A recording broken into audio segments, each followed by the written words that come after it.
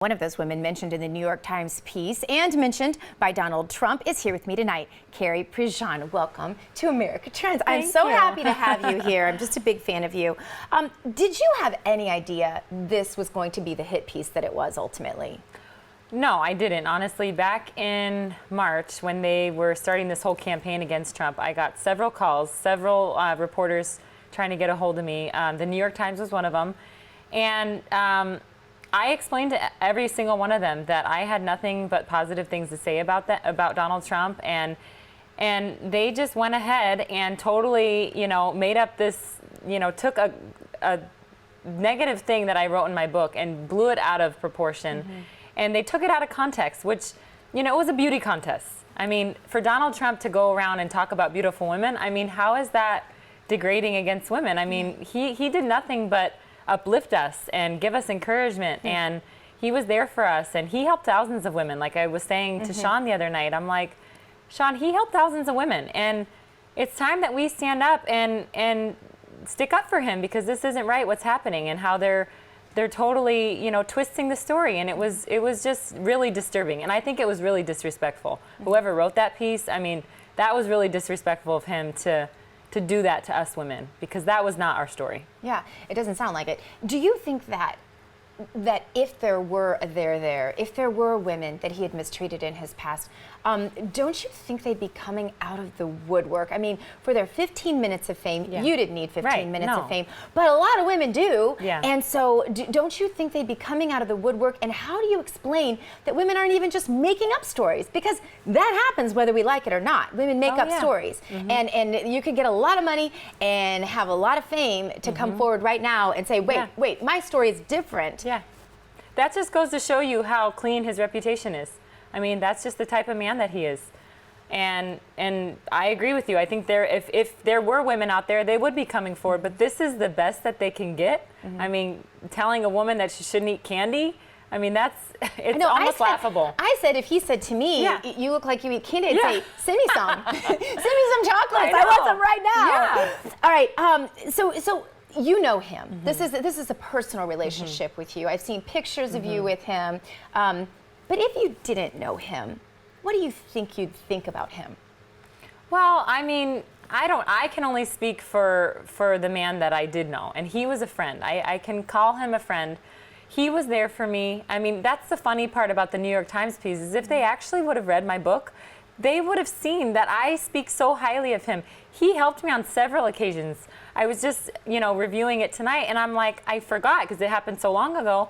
But he helped me go on the USS Ronald Reagan when I was Miss California, when at the time, they weren't letting me do a lot of appearances and things. And he helped me so much. He let me go on the USS Ronald Reagan.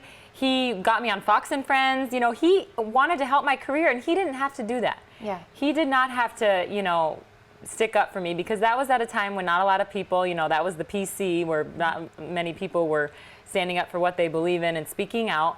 But he stood up for me, and so I can only speak for, on the personal side of Donald Trump, and he's just a genuine person. He wants to help people, men, women, and he helped me tremendously. And so that's why I was so furious about this piece, because it was not the Donald Trump that I know personally. He used the word rape in reference to Bill Clinton and his incidents with women. Do you think that is a responsible tone to take in a presidential race?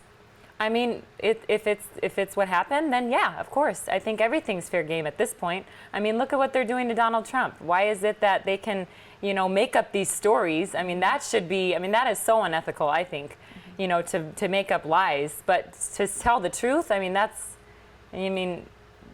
it's the truth, so. And you've told the truth, and you've been criticized for it in the media sharply, and that's why you wrote your book, Still Standing. And so tell us, is there part of you that as you're watching Donald Trump go through this and take the hits, and watching his beautiful family take the hits as well, is there part of your heart that just is kind of right there with them, because you know how it feels when you try to stand up just for what you believe, but you're only allowed by the media to believe what they want you to believe? Is that part of your motivation here in coming out? Back almost a year ago, when he first announced that he was running, I just knew that he would be the nominee. I just felt it in my heart, and I knew that what he promises, he will do. He is a man of his word, and I just knew that he would be our nominee. And so, back then I knew that he would make it to the very end. I had full confidence in him, and the people want him. I mean, we have to look at the people that are voting for him. I mean, most Americans, are voting for Donald Trump, and they want him to be the president, and they know that he will be the one to turn this country around. I mean, the time is now. Yeah. Do you have any future in politics? I don't know. I think I just have to vote for you. In fact, I might have to just run your campaign. We should run together.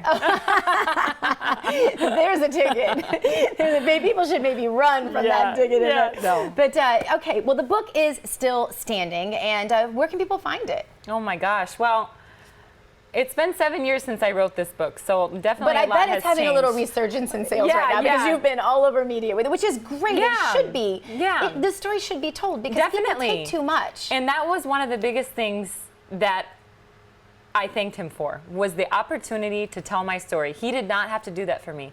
He did not have to, let me be able to tell my story. And I said, Donald, that's the only thing that I want out of all of this, is to be able to share the truth about what happened, and for people to realize that what the left, the left wing, all the lies that are out there, I just wanted to set the record straight. Yeah. And he did that for me.